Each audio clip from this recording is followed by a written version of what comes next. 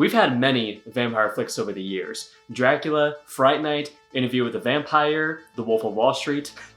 Most of them adhere pretty closely to the classic vampire formula, and you've all heard the story. It's one that's been passed down through multiple generations. A creature of the night that must suck blood in order to survive. What if I were to tell you that a very unconventional vampire flick was released in the late 1970s? A film that broke away from the formula and offered a much more modern take on vampirism. My name is Martin. I'm 84 years old.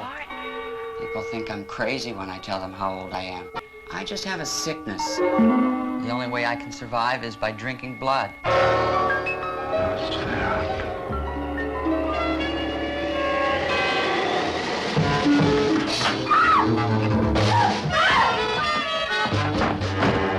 Welcome to yet another episode of Round the Clock Frights. My name is Josh, and guys, I finally did it. I finally got to sit down and watch Martin, George A. Romero's oft-forgotten vampire flick from 1977, and I've been wanting to watch this one for a long time. In fact, I've been wanting to watch this one for years, and you see, back in college, I actually made a list of horror films to watch before I turned 30. A list of 500 horror films that I really wanted to watch, because yes, I had that much time on my hands, and Martin was definitely near the top of the list because I am a huge Romero fan.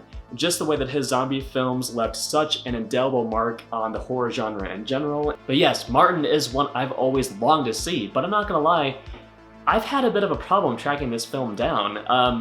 I found plenty of DVDs that were for sale online.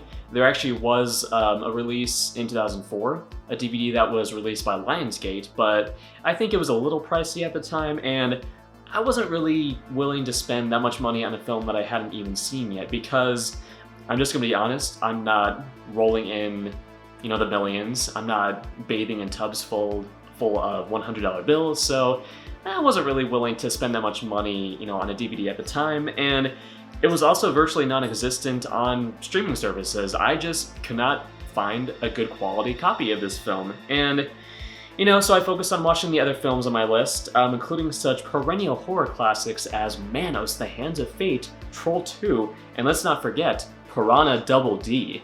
Josh cut off his penis because something came out of my vagina. Hey, you gotta watch the bad ones as well. It makes the good horror films that much more special.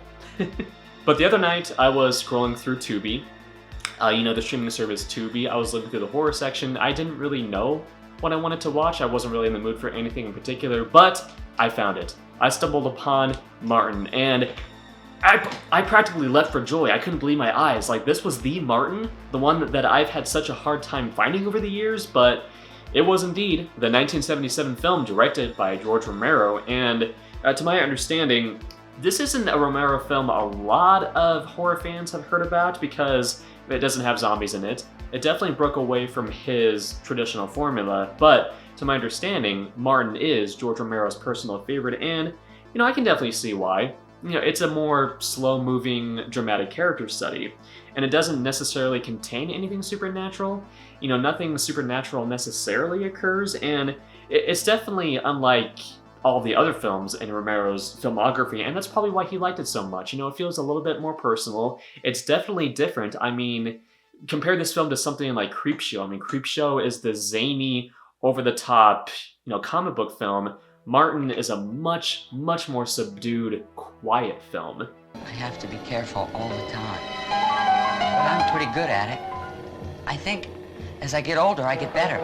I haven't been caught yet. Martin, another kind of terror. So the general premise of the movie, Martin is a young, mentally unbalanced man who firmly believes he's a vampire. He travels to, not Transylvania, but Pennsylvania. Insert Dwight Schrute joke here. He moves back in with Kuda, an abusive older cousin who believes Martin to be the subject of a family curse, one that's supposedly been plaguing their family for generations. And Martin prowls the streets looking for victims he can cut open and consume their blood. It's a tragic horror film, one that won't leave you with any happy or warm feelings in the end. But I'm not gonna lie, guys, this is a film I did have a hard time getting into at first, because the first 30 or so minutes were very bizarre and kind of off-putting. It was a very strange movie, to say the least. In the opening scene, we're introduced to our main character, this strange young man who is stalking this woman, and, he breaks into her, quarters one night, inserts a syringe needle into her body, knocks her out, cuts her wrist open with a razor blade. Yeah, that was pretty unpleasant to watch, with special effects that look like thick tomato soup.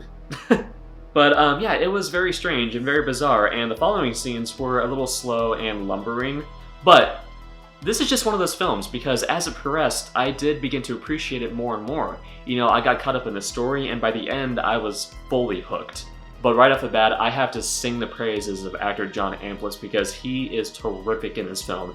And to my understanding, this character was actually written to be much older originally. But George A. Romero actually saw Amplas perform in a stage production, and he was very impressed by his acting ability. So he rewrote the character to be much younger, which I think was the right choice, because we follow this poor, mentally abused, young man who's just trying to find his place in modern society. And the whole vampire angle is a very clever metaphor for entering young adulthood and trying to survive in a harsh, cruel world. Martin is a story that I came out of my dreams, I guess, and started with the idea of what would if a vampire was alive today, what would his problems be? Nosferatu. In my mind, he's not a vampire, he's just disturbed. But yes, Amplas is excellent. He's awkward and shy, but highly sympathetic. And make no mistake, he is a psychotic killer who does some pretty despicable things. I mean, he attacks women, drains them of their blood, and even fondles their naked bodies. And these are all horrible crimes, but we also get the sense that Martin doesn't necessarily want to do these things. He does them because he feels like he has to. And we ultimately feel sorry for him because he has been so heavily derided by others, including his judgmental cousin, which, by the way, when I first saw Kuda, this character, I thought he looked a lot like Colonel Sanders. It made me really crave some Kentucky Fried Chicken, not gonna lie. He even has like the white suit on and everything, but anyway. We don't agree with Martin's actions, but we can at least understand what brought him to this point, because he's just a very tortured individual. Also, quick side note, I'm wondering if Amplas's performance served as an inspiration for Jake Gyllenhaal when he performed in Donnie Darko, because that's another bizarre, off-putting film about a troubled teen who feels out of place in modern society. So, that could be. Am I saying that Martin could have improved by the presence of a man dressed in a giant bunny suit? Yeah, absolutely. I mean, that goes without saying. I think There'll Be Blood would have been improved by the presence of a man in a giant bunny suit. There will be bunnies. Anyway, let's get back to the performances in this film. My second favorite performance is definitely Elaine Nadeau, and I apologize if I said that incorrectly, but she plays Mrs. Santini, a lonely Mrs. Robinson-style housewife who seems to have given up in life. She's an older woman who warms up to Martin and constantly vents about how miserable and boring her life is. And she's the closest thing that Martin has to a friend, really, but, we can tell that she's pretty much using him as an escape from her mundane life, and the film doesn't really give her a happy ending. In fact, it doesn't really give any of its characters a happy ending. Kuda's granddaughter runs away with a man she doesn't really care for all that much, played by none other than Tom Savini, sans mustache, so that was very off-putting.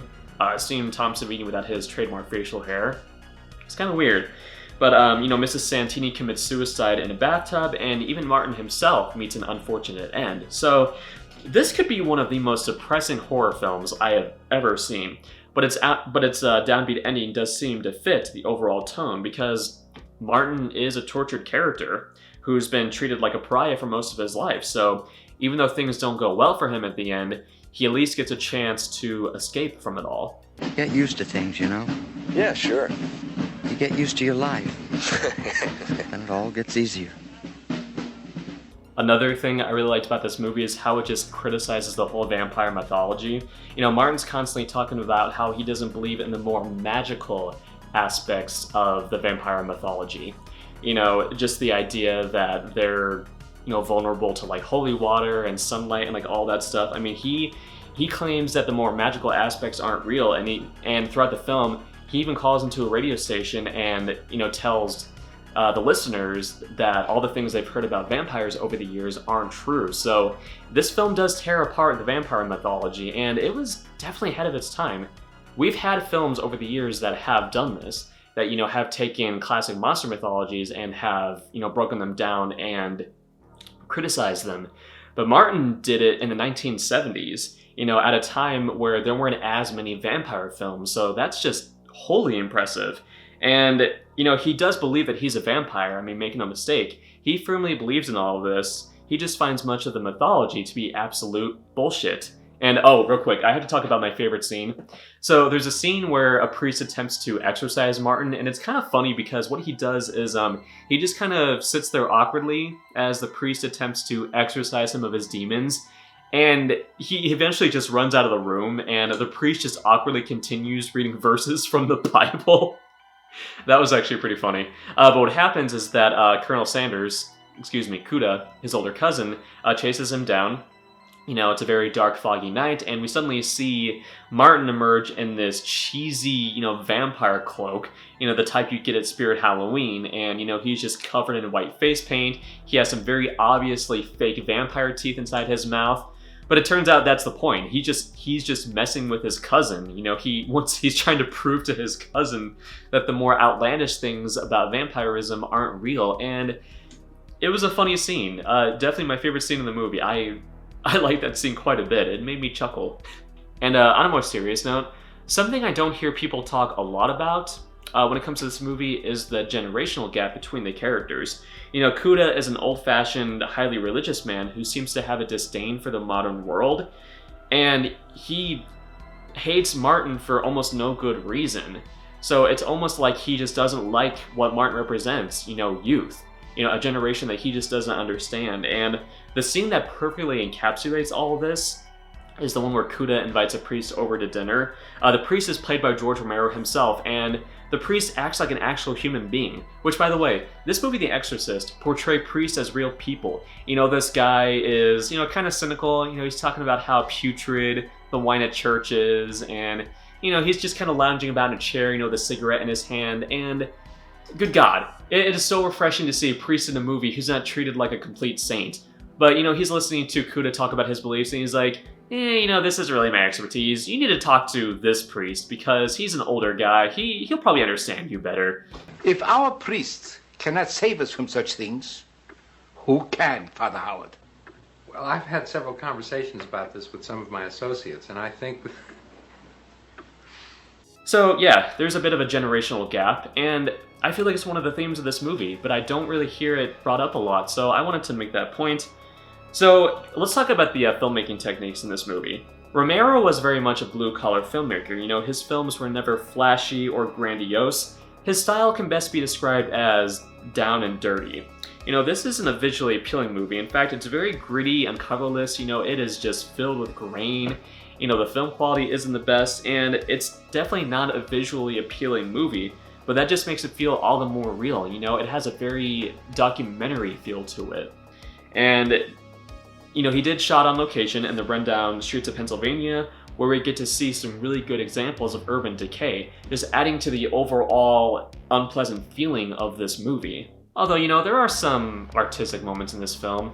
Throughout the film, Martin does have these black and white flashbacks, you know, from the 1890s when he was initially inflicted by this vampire curse, and it's like something straight out of a Bela Lugosi movie. You know, people are hunting him down with pitchforks and torches, and you know, I guess you could read that as a little bit pretentious and artsy-fartsy, but, you know, it does give us more of an insight into Martin's mind, so I thought those sequences were, like, pretty effective and kind of neat. You know, they felt like old-school monster movies, so I was okay with them. But yeah, my overall thoughts on Martin, it's not one of my favorite Romero films. It's not an enjoyable movie per se, but it is an interesting movie nonetheless, and it's a movie that really makes you think.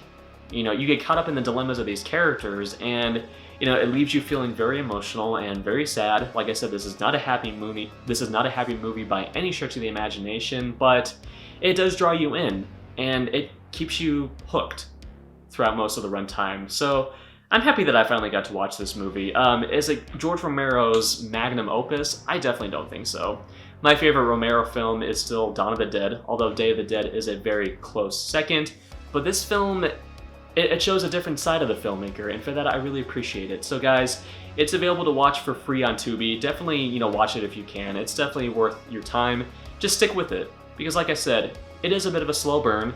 You know, it doesn't have too much action in it. It doesn't really have any supernatural aspects per se, but it's definitely worth a watch. Anyway guys, thank you so much for joining me in my discussion of George A. Romero's Martin, a sorely underseen vampire film from the 1970s. I would love to hear your guys' thoughts as well. Is this one of your favorite vampire movies? Is it one of your least favorite vampire movies? You know, where does it rank in the grand scheme of things? So I'd love to hear your guys' thoughts down below. Definitely subscribe to my channel, Round the Clock Frights, for more horrific content. And as you can see, I'm dressing to impress. I picked up a new Terrifier shirt today with my boy Art the Clown on it, and oh boy, I can't wait to wear this bad boy in public because it is just so freaking awesome. Anyway guys, thank you so much again. I hope your day doesn't suck. Little vampire joke. Take care, boils and ghouls, and thank you so much again.